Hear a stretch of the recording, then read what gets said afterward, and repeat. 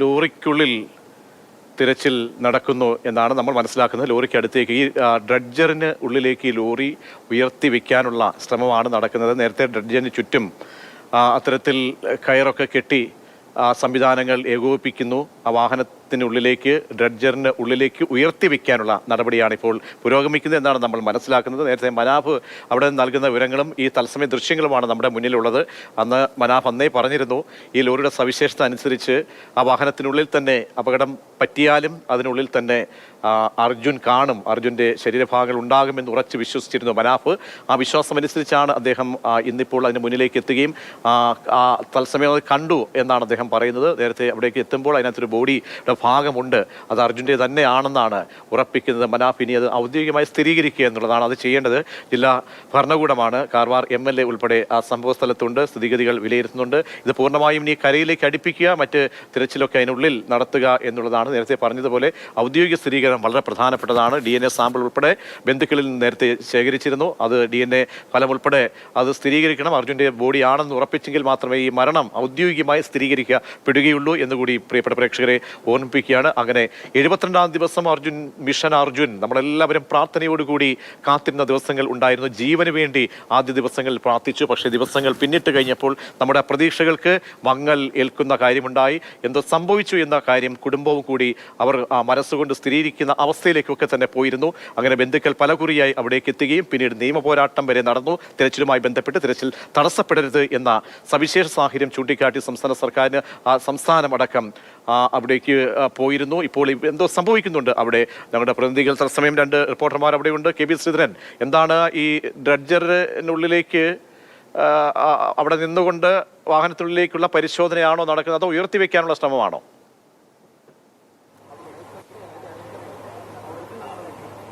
ശ്രീധരൻ, അല്ല, ആദ്യം അതിനുള്ളിൽ മൃതദേഹം ഉണ്ടെങ്കിൽ അത് കണ്ടെത്തുന്നതിന് അല്ലെങ്കിൽ എടുക്കുന്നതിന് വേണ്ടിയുള്ള ശ്രമങ്ങളാണ് ഇപ്പോൾ പുരോഗമിച്ചുകൊണ്ട് ഇരിക്കുന്നത്. ഇപ്പോൾ നമുക്ക് കാണാം, ദൃശ്യങ്ങൾ കാണാം, ആളുകൾ സംഘത്തിന്റെ ഭാഗമായിട്ടുള്ള ആളുകൾ ഒരു ബോട്ടിൽ ഉള്ളിലേക്ക് കയറാനുള്ള ശ്രമങ്ങളാണ് നടത്തുന്നത്. പക്ഷെ അത് കണ്ടിടത്തോളം ഇത്തിരി ദുഷ്കരമായിട്ടുള്ള ഒരു കാര്യമാണ്. പ്രത്യേകിച്ച് ആകെ ചളുങ്ങി ഒക്കെ ഇരിക്കുന്ന ഒരവസ്ഥയാണ്. ഒരുപക്ഷെ അത് വെട്ടിമുറിക്കേണ്ടി വരുമോ എന്നൊക്കെ തോന്നുന്ന തരത്തിലാണ് അതിന്റെ ഒരു അവസ്ഥ നിലവിലുള്ളത്. ഏതായാലും ആ ക്യാബിനുള്ളിൽ നിന്ന് ആദ്യം ഈ മൃതദേഹാവശിഷ്ടങ്ങൾ പുറത്തെടുക്കുക എന്നുള്ളത് തന്നെയാണ് പ്രഥമ പരിഗണനയുള്ള ഒരു കാര്യം. അതിനുള്ള ശ്രമങ്ങളാണ് ഇപ്പോൾ പുരോഗമിച്ചുകൊണ്ട് ഇരിക്കുന്നത്. നിലവിലേതായാലും ആ ശ്രമങ്ങൾ അവിടെ നടക്കുന്നു. 4 ആളുകളാണ് ആ ബോട്ടിലുള്ളത്. അതിൽ ഒരാളാണ് ഇപ്പോൾ അതിനുള്ളിലേക്ക് കയറി ഒരു ബോട്ടിൽ ഇപ്പോൾ കയറി അങ്ങോട്ട് എത്താനുള്ള ശ്രമങ്ങളൊക്കെ നടത്തുന്നത്.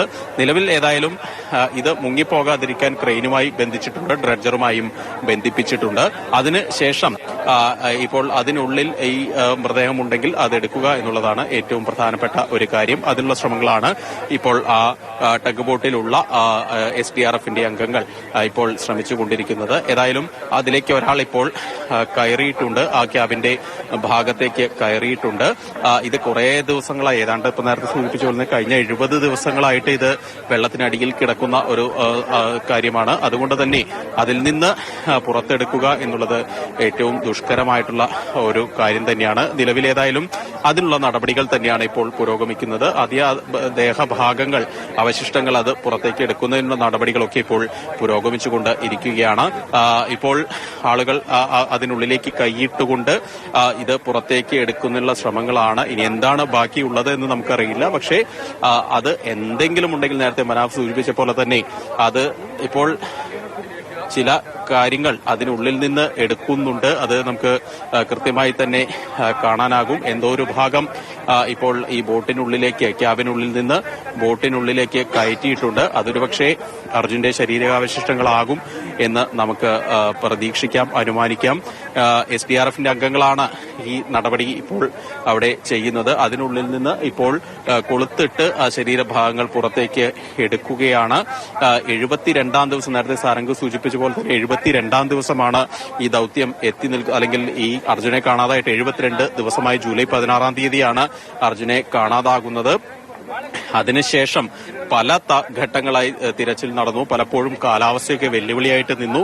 ഇപ്പോൾ ഈ രണ്ടാം ദൌത്യത്തിന്റെ സമയത്ത് അല്ലെങ്കിൽ ഈ മൂന്നാം ദൌത്യത്തിന്റെ സമയത്ത് പോലും കാലാവസ്ഥ ബോട്ടിൽ കയറ്റി കൊണ്ടുപോവുകയാണ്.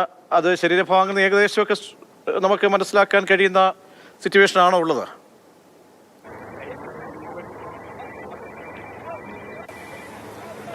തീർച്ചയായിട്ടും അങ്ങനെ തന്നെ നമുക്ക് അനുമാനിക്കാമെന്ന് തോന്നുന്നു. അതായത് ക്യാബിന്റെ ഉള്ളിൽ നിന്നാണ് ആ ഭാഗങ്ങൾ എടുത്തത്. അതിപ്പോൾ ഒരു ഷീറ്റ് ഇട്ടുകൊണ്ട് മൂടി ഇപ്പോൾ ആ ബോട്ടിൽ വെച്ചിട്ടുണ്ട്. ഇപ്പോൾ ആ ക്രെയിൻ ഉപയോഗിച്ച് കൂടുതൽ ഈ ക്യാബിൻ ഉയർത്തുകയാണ്. ഏതായാലും ആദ്യഘട്ടത്തിൽ ഈ ക്യാബിനിൽ നിന്ന് ചില ഭാഗങ്ങൾ ഇപ്പോൾ ഈ ബോട്ടിനുള്ളിലേക്ക് SDRF അംഗങ്ങൾ എടുത്തിട്ടുണ്ട്.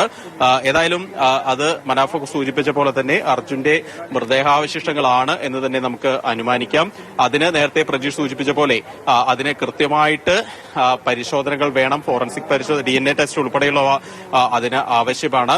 നേരത്തെ തന്നെ ഇതിന്റെ സാമ്പിളുകളൊക്കെ, അർജുന്റെ ബന്ധുക്കളുടെ സാമ്പിളുകളൊക്കെ ശേഖരിച്ചിരുന്നു. ഇപ്പോൾ ഏതായാലും ആ നടപടികൾ, ഈ ശരീരം ഈ ക്യാബിനുള്ളിൽ നിന്ന് എടുക്കുന്ന നടപടികളാണ് ഇപ്പോൾ പുരോഗമിക്കുന്നത്. കഴിഞ്ഞ ദിവസം ഈ ഭാഗത്ത് നിന്ന് തന്നെയാണ് ഈ ടാങ്കർ ലോറിയുടെ ചില ഭാഗങ്ങളൊക്കെ കിട്ടിയത്.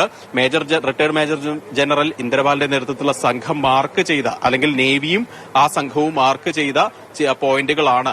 അതിൽ CP2 എന്ന് പറയുന്ന കോണ്ടാക്ട് പോയിന്റ് 2ൽ നിന്നാണ് ഇപ്പോൾ ഈ ക്യാബിൻ കിട്ടിയിരിക്കുന്നത്. ഏതായാലും കൂട്ടായിട്ടുള്ള ഒരു പ്രവർത്തനം ഇക്കാര്യത്തിൽ ഉണ്ടായി, കൃത്യമായിട്ടുള്ള ഇടപെടലുകൾ ഇക്കാര്യത്തിൽ ഉണ്ടായി എന്നുള്ള കാര്യത്തിൽ യാതൊരു സംശയവുമില്ല. അല്പം വൈകി എന്നുള്ള കാര്യത്തിൽ തർക്കമില്ല. പക്ഷേ അതിന് പല പല കാരണങ്ങളുണ്ട്. കാലാവസ്ഥ, പ്രകൃതി തന്നെ പലപ്പോഴും തടസ്സം സൃഷ്ടിക്കുന്ന ഒരു സ്ഥിതിയൊക്കെ എന്തായാലും അവിടെ നിന്നുള്ള ഏറ്റവും പുതിയ വിവരം നൽകുക. എന്താണ് വാഹനത്തിനകത്തേക്ക് കയറ്റി എന്നുള്ള കാര്യത്തിലൊക്കെ നമുക്ക് ഇനി സ്ഥിരീകരണം വേണം. ഇനി എന്തായിരിക്കാം, എങ്ങനെയാണ് വാഹനം ഡ്രഡ്ജറിനകത്തേക്ക് മാറ്റുകയാണോ അതല്ല മറ്റെന്തെങ്കിലും സംവിധാനം ഉപയോഗിച്ച് കരയ്ക്ക് എത്തിക്കുകയാണോ ഒക്കെയുള്ള കാര്യങ്ങൾ നമുക്ക് കാത്തിരിക്കാം.